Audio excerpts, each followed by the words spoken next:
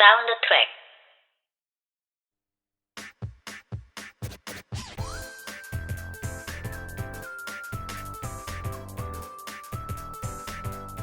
안녕하세요. 저는 H고요. 여러분이 듣고 계시는 이 라디오 방송은 사운드 트랙입니다.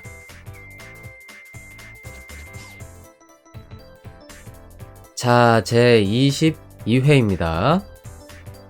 자, 오늘도 어김없이 오프닝을 시작해 보도록 할게요. 약간 뒷북적인 부분이 좀 있긴 한데요.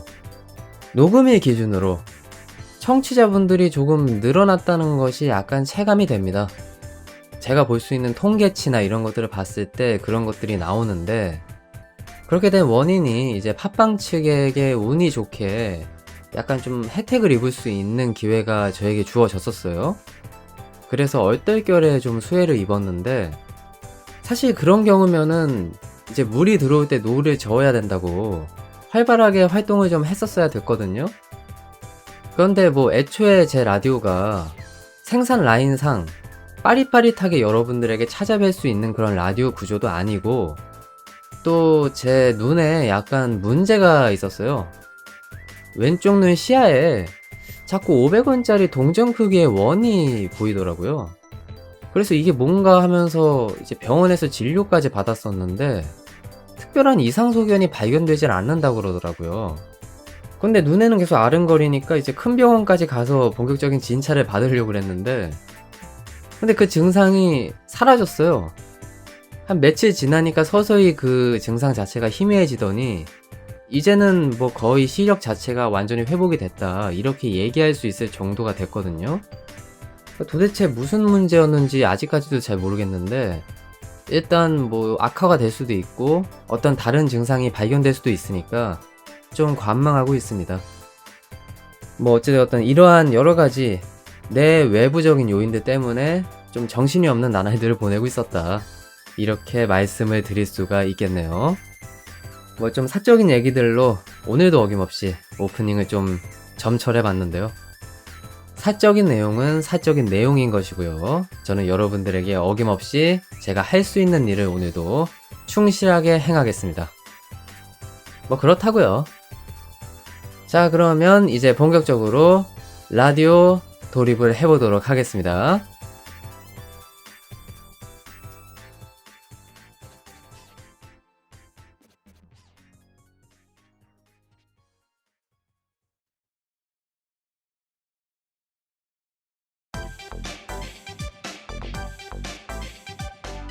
꿀 같은 날에는 꿀꿀한 작품 어떠신지요? 리뷰 비스무리한 그것, 사운드 트랙의 꿀잼 셀렉트 시간입니다.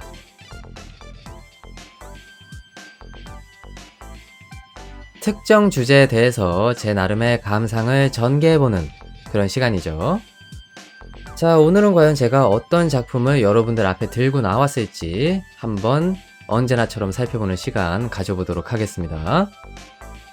우선 항상 그랬던 것처럼 저번 회차 엔딩에서 제가 어떠한 작품을 들고 오겠다는 메시지를 남겼는지 살펴보면 되겠죠. 당시에 제가 이렇게 말을 했습니다. 일상물과 선거라고 하는 키워드가 결합되어 있는 그런 종류의 작품인 것 같다 라고 여러분들에게 진단평을 남겼는데요. 과연 그것이 맞을지 한번 이 작품에서 공식적으로 제시하고 있는 작품의 장르들 살펴보도록 하겠습니다.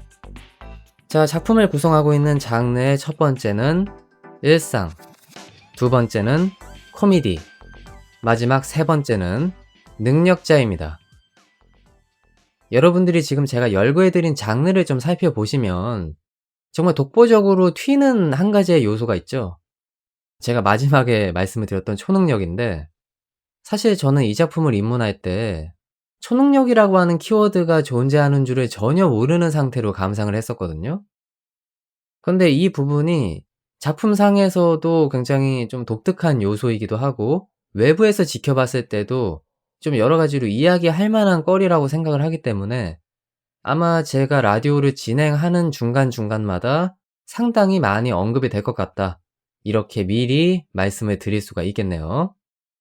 어쨌든 이 작품을 판단할 수 있는 힌트들을 대략적으로 여러분들에게 제공을 해드렸고요. 이제 제가 생각했을 때 이 작품이 어떠한 중심 소재를 다루고 있는지 짤막하게 코멘트를 하고서 본격적으로 퐁당 빠져보도록 하겠습니다. 이 작품을 다루고 있는 중심 소재는 이런 것 같습니다. 권력 암투국이라고 하는 것이 일절 존재하지 않는 왕실 국가의 민주주의 도입기를 다루고 있는 그런 작품이지 않나 하는 생각이 좀 드네요. 자, 이 진단이 과연 정확할지 아니면 제가 헛소리를 하고 있는 건지는 여러분들이 이 작품을 감상하고 판단하시면 될 것 같습니다. 자, 여러분 이 정도면 충분하시죠? 이제 이 작품이 무엇인지 여러분들에게 브리핑을 하고 꿀잼 셀렉트의 포문을 열어보도록 하겠습니다. 꿀잼 셀렉트 이번 회 주제는 임금님이 돼서 죽은 듯이 지낼래. 애니메이션 성 아랫마을의 단델리온입니다.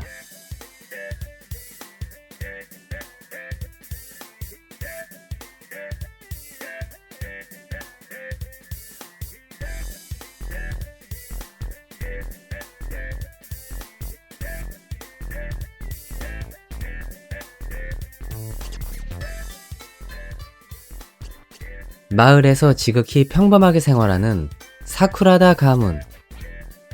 사실 이들은 나라를 통치하는 왕족이다. 게다가 전원 특수능력의 소유자. 그런 집안에서 태어난 3남 6녀의 형제 자매들 중 국민투표로 차기 국왕이 선출된다. 이들을 판단할 근거자료는 동네에 설치된 수많은 감시용 카메라, 그리고 TV 방송이다. 과연 선거에서 뽑히는 건 누구? 사쿠라다 가족이 펼치는 우당탕 패밀리 코미디가 시작된다.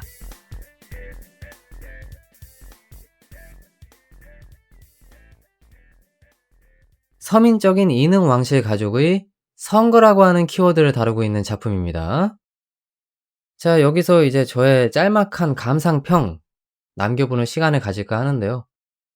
우선 이 작품의 작중 주인공은 사쿠라다 아카네, 9남매 중에서 넷째에 해당하고 포지션상 3녀에 해당하는 그 인물입니다. 다만 그 캐릭터의 카리스마로 그걸 이끌어 나아가는 그런 종류의 작품은 일단 아닙니다. 굳이 정리를 하자면 다중 주인공물의 느낌이 훨씬 많이 나는 것 같아요. 근본적으로 이 작품에서 내세우고 있는 주인공은 사쿠라다 아카네라고 하는 인물이 맞지만 각각의 인물들을 집중 조명하는 회차도 상당히 많고 그 분량도 꽤나 깁니다.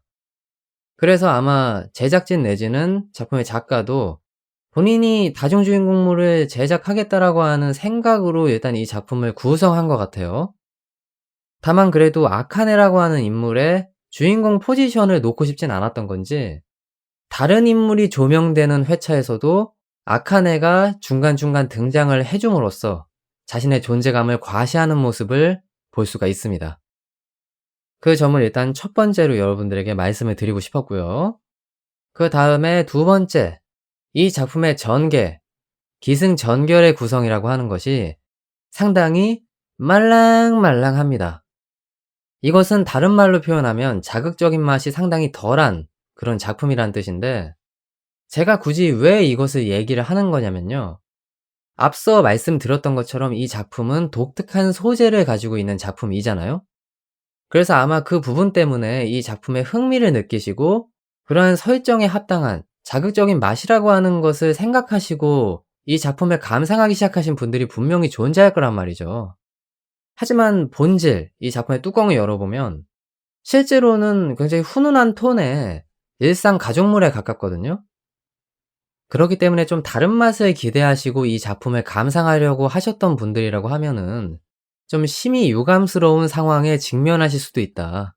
이렇게 좀 말씀을 드려야 된다고 생각했습니다. 이 작품은 일상물이라고 하는 키워드를 즐기시는 분들에게 훨씬 더 어울리는 작품이지 절대로 설정만 보면서 이 작품의 어떤 다른 면모를 기대하시는 분들이 없길 바라는 차원에서 정리를 마쳐 보도록 하겠습니다. 이렇게 저의 짤막한 감상평을 대략적으로 좀 맞춰 보도록 하겠고요. 이제 본격적으로 꿀잼 셀렉트에 돌입을 해서 여러분들에게 3가지 포인트 선사해 보도록 하겠습니다. 자, 그러면 시작하죠. 자, 제가 선택한 첫 번째 포인트입니다. 과잉 설정이냐고 물으신다면 대답해 드리는 것이 인지상정이겠죠. 앞서 제가 여러 가지로 언급을 해드린 대로 이 작품은 3가지의 독특한 키워드를 가지고 있습니다. 하나씩 열거를 해드린다면 첫 번째, 차기 국왕 선거. 두 번째, 서민적인 왕가. 마지막 3번째는 초능력이죠. 이러한 3요소가 이 작품을 보게 만드는 원동력으로 작용을 한다는 것을 우리는 절대 부정을 할 수가 없습니다. 한마디로 흥미를 유발하는 그런 대표적인 요소들로 이 작품에 활용이 되고 있다는 얘기인 거죠. 그리고 저 같은 경우만 해도 이 작품의 그 설정들 때문에 흥미를 느껴서 감상을 하게 된 주체입니다. 그래서 이렇게 자신 있게 여러분들에게 말씀을 드릴 수가 있는 겁니다. 다만 이제 여기서 우리가 좀 걸고 넘어질 수밖에 없는 부분이 있는데요. 작품의 중반부쯤까지 보다가 들었던 생각이, 이거 설정이 굉장히 독특한 건 내가 인정을 하는데 솔직히 오버스펙 아니냐, 이런 생각이 이제 들게 만드는 측면도 있다는 거죠. 저희가 솔직히 그냥 터놓고 이야기를 합시다. 제가 열거해드린 3가지의 설정, 솔직히 단일 주제로 각각 애니메이션이든 소설이든 만화든 시리즈를 만들려고 구상만 한다면 작품이 나올 수가 있을 정도로 강력한 설정들이란 말이죠. 각각의 설정들이 이미 미친 존재감을 과시하고 있는 자극적이기 짝이 없는 설정들이란 말입니다. 처음에 이 작품을 감상하기로 마음먹었을 때는 이 3가지의 설정이 과연 어떤 식으로 버무려져서 우리들에게 선사될까, 이 부분에 주목을 하게 된다면 작품을 어느 정도 보고 나서 느끼게 되는 감상이라고 하는 건 좀 과하게 이 작품의 설정들이 남용이 되고 있는 것이 아니냐, 이렇게 생각하게 될 수 있는 여지라고 하는 것이 존재한다는 거죠. 그리고 저 같은 경우는요, 이 작품에서 가장 따로 놀고 있는 설정, 바로 초능력을 좀 약간 등한시하면서 봤다, 이렇게 말씀을 드릴 수가 있겠습니다. 이거는 저의 굉장히 솔직한 감상인 겁니다. 차기 국왕 선거라고 하는 키워드랑 서민적인 왕가의 모습, 이거는 굉장히 사실 조화로운 설정들이라고 생각을 하거든요. 근데 이것과는 명백하게 따로 놀고 있는 설정, 왜 굳이 캐릭터들 각각에게 초능력이라는 그런 설정을 부여한 것일까? 여기에 대해서는 쉽사리 이해를 하기가 좀 힘들더라고요.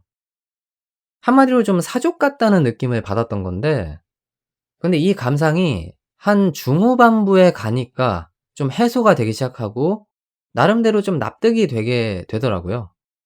사실 중반부까지만 해도 초능력이라고 하는 것의 쓰임이라고 하는 게 그냥 단순히 스토리를 좀 재미있게 만드는 양념 정도에 지나지 않았거든요.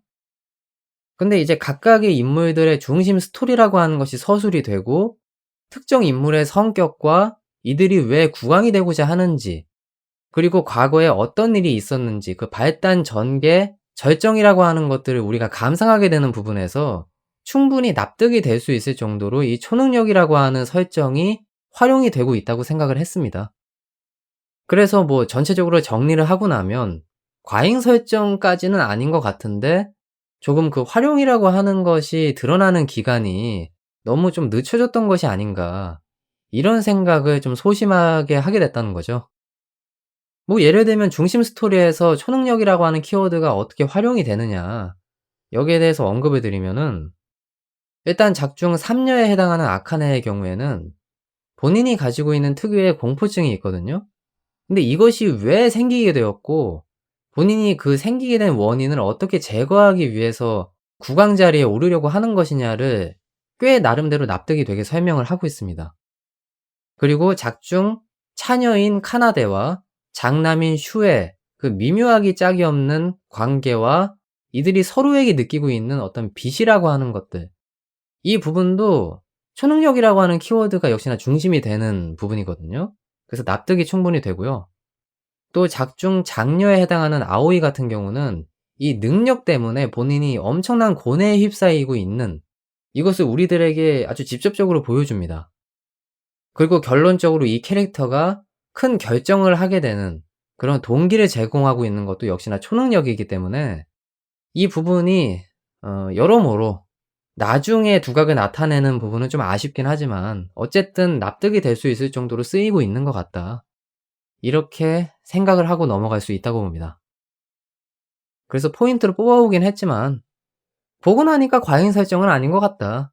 그러한 결론을 내게 되는 것 같네요. 저는 이렇게 생각을 하고 있는데 과연 여러분들의 생각은 어떠하신지요? 자, 제가 선택한 두 번째 포인트입니다. 제목을 한번 이렇게 정해봤습니다. 친서민 왕가의 삶. 이거는 제가 주목한 포인트에 기반한 그런 내용이라고 볼 수가 있겠는데요. 저는 이상하게 사실 여러 가지 서브컬처 작품들, 미디어 믹스 작품들을 볼 때 그런 장면이 등장하는 걸 굉장히 즐기는 것 같아요. 상류층이 서민 생활을 하는 이러한 모습들 말이죠. 그리고 이 작품에서도 그러한 것이 이제 중심이 되는 설정을 가지고 있는데 과연 그 부분을 이 작품이 섬세하게 드러내고 있는지 살펴보는 시간을 좀 가져보겠습니다. 우선 제 취향이 정확히 어떤 식인지를 여러분들에게 좀 말씀을 드려야 될 것 같은데 이미 제가 라디오상에서 다룬 작품도 있고 다루지 않은 일부의 작품들도 있는데요. 상류층이 일부러 좀 이제 서민적인 생활을 경험하면서 느끼는 문화 충격적인 반응을 보는 거라든가 혹은 그런 거에 심취해 있는 이러한 모습들을 보았을 때 그 묘하게 느낄 수 있는 재미 포인트가 있어요. 그래서 예를 좀 들어 드리려고 하는데 일단 라디오상에서 다룬 적은 없습니다. 빈곤잠의 이야기라는 작품이 있는데요. 이 작품에 부잣집의 자제로 보이는 어린 소녀가 등장을 하는데 이 소녀가 마트의 타임 세일에 맞춰서 물건을 사는 이러한 모습들을 보여주거든요.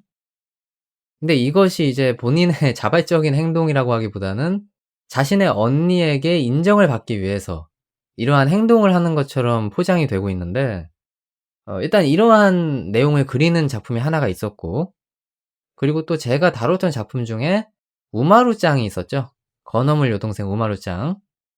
이 작품에 등장하는 실핀, 이 캐릭터가 아마 제가 전형적으로 재미있다고 느끼는 그 캐릭터성을 가지고 있는 인물인데 오타쿠 문화라든가 서민의 그런 오락 문화, 게임 이런 거에 굉장히 심취해 있는 인물임과 동시에 일반적인 서민하고들과도 친숙하게 함께 하기를 원하는 이러한 소탈한 부자의 모습을 보여주고 있단 말이죠. 그리고 제가 당시에 라디오에서 언급을 할 때 이 부분이 굉장히 괜찮은 부분인 것 같다라고 높게 평가를 했던 기억이 납니다. 자, 그리고 또 한 가지 이제 작품이 더 있는데 이 작품도 제가 라디오상에선 다룬 적이 없습니다.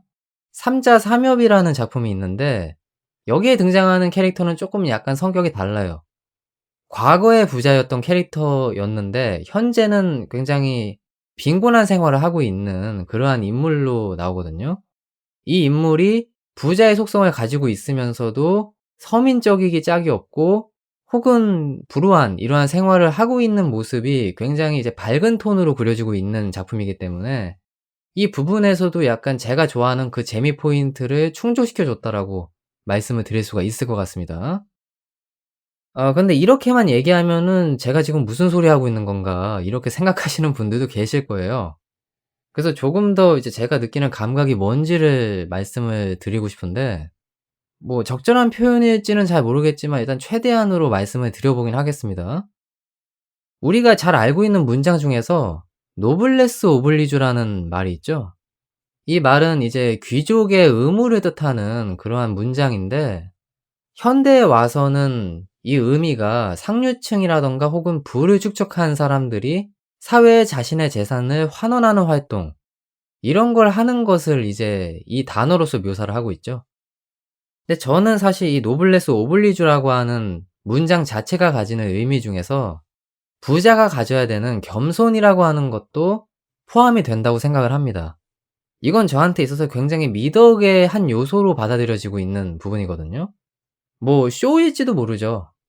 부자나 혹은 재벌에 해당하는 인물 혹은 정치인들이 신서민적인 행보를 보이는 것이 굉장히 좀 꼴 같지 않게 느껴질 수도 있는 부분들이 존재하겠지만은, 어쨌든 그러한 모습을 봤을 때 그 인물이 가지고 있는 소탈함을 우리가 어느 정도 느낄 수도 있고, 혹은 조금이나마 친근하게 우리들이 받아들일 수 있는 여지들이 생기는 거잖아요. 그래서 저는 상류층이라고 하는 사람들이 자신의 권리를 약간 내려놓음으로써 우리들에게 비춰지는 그 모습을 즐기는 심리가 좀 있는데, 그러면 다시 이제 이쯤에서 본 작품으로 돌아오겠습니다. 성 아랫마을의 단델리온, 이 작품에서는 과연 그 요소가 합리적으로 잘 묘사가 되고 있는 것인가? 여기에 대해서 이야기를 이제 좀 해야 될 시기가 왔죠. 근데 저는 일단 결론부터 말씀을 드리면, 제가 원했던 장면들이 많이 등장을 하지 않는다. 이렇게 미리 좀 쓴소리를 약간 하고 넘어가겠습니다. 왜냐면 이 캐릭터들, 작중 등장하는 주인공에 해당하는 구남매들이 성장 과정에서부터 이미 서민적으로 길러져 왔단 말이죠. 이러한 요소들을 우리가 쉽사리 확인할 수가 있는데, 일단 작중 가족이 살고 있는 가옥, 이 부분도 뭐 으리으리한 건물, 엄청난 부잣집에 살고 있는 게 아니라 대가족을 수용할 수 있을 정도의 서민 가옥에 생활을 하고 있는 모습이 나옵니다. 그리고 캐릭터들이 가지고 있는 면모들 자체가 일단 굉장히 탈권위적이고 소탈한 모습을 보여주고 있고요.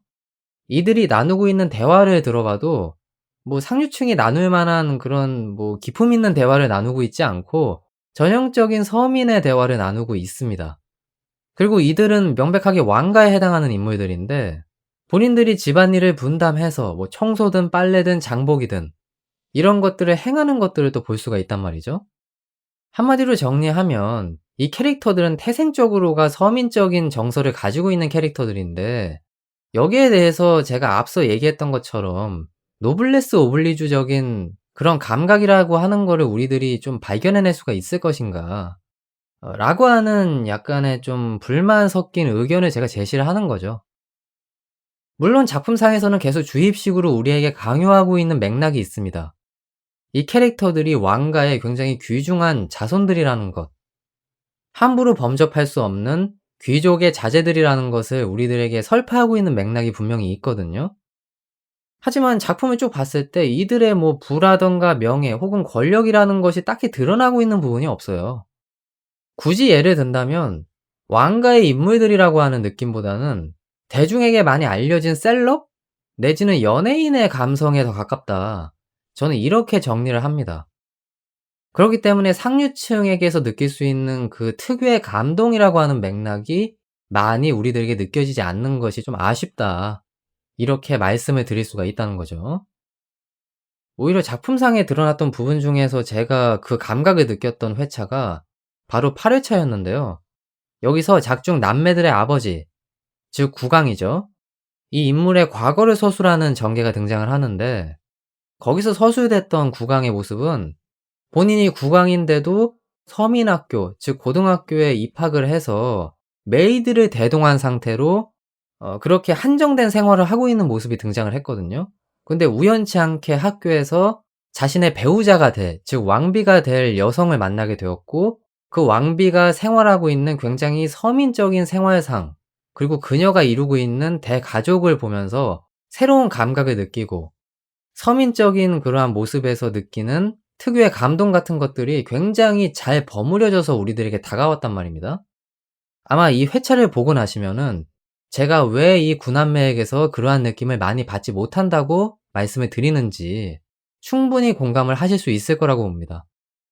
그래서 저는 개인적인 느낌으로 말씀을 드렸을 때, 오히려 그 국왕의 과거를 서술했던 방식으로 이 구남매의 생활상을 좀 다뤘다라고 하면 훨씬 더 만족할 수 있고 재미난 느낌의 작품이 되지 않았을까, 이러한 생각을 좀 하게 된다는 거죠. 물론 이거는 개인의 호불호입니다. 여러분들의 생각은 또 이것과 맥락 자체가 다를 수가 있죠. 자, 그러면 저는 바로 다음 포인트로 넘어가서 못다한 이야기들 마저 진행을 해보도록 하겠습니다. 자, 제가 선택한 마지막 포인트입니다. 우리가 천진난만하게 보이냐? 라는 제목을 한번 정해봤는데요. 자, 이쯤 되면 여러분들도 좀 이 작품의 분위기를 간파를 하셨을 거라고 생각합니다. 설정이라고 하는 것들, 제가 아까 전에 언급했던 세 가지의 설정이 페이크로 작용을 하고 있다. 이러한 진단을 내리기에 충분하다고 저는 생각을 하거든요. 이 작품의 본질은 훈훈한 가족 코미디입니다. 그렇다는 얘기는 이 작품이 선거라던가 왕가의 이야기를 다루고 있는 거랑 상반된다는 그러한 결론을 도출하게 하는 건데, 일단 작중에서 드러나고 있는 왕가의 모습을 좀 살펴보면요, 철저하게 이타적인 그러한 모습을 우리에게 선사합니다. 그리고 전형적인 선인의 모습들을 다들 가지고 있어요. 그렇기 때문에 권력을 사이에 둔 암투라던가 혹은 선거 판세에 따른 견제, 이러한 서술들이 거의 등장을 하고 있지 않습니다. 또한 흔히 이러한 작품에 많이 첨가가 되는 시리어스한 전개라고 하는 것도 거의 모습을 드러내고 있지 않아요.